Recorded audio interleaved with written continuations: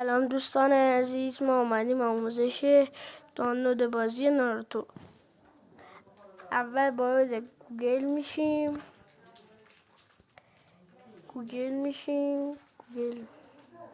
این گوگل واردش میشیم.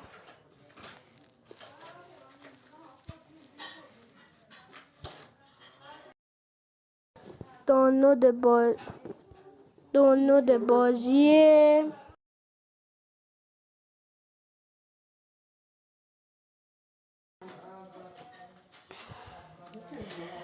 بعد اومد تو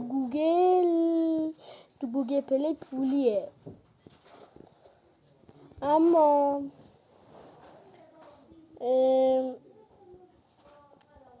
بذاره بیایم پایین تر. منظورم این بازی این تو گوگل پلی پولیه. ببینی الان مشاهده میکنی پولیه. پس ما میریم چیکار میکنیم؟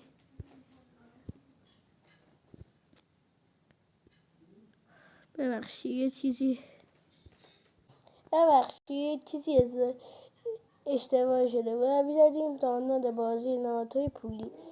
بعد که کنیم وارد این سایت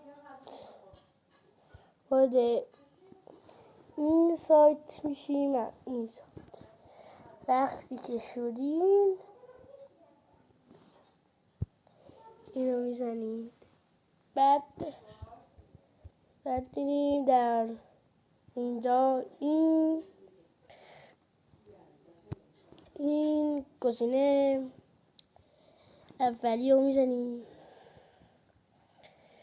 بعد یه دوباره بعد اینجا 1 2 3 5 این تا 1 برسه. این سبزه رو بزنید، میتونید دانلود کنید این سبزه رو. خداحافظ. لایک و سابسکرایب فراموش نشه.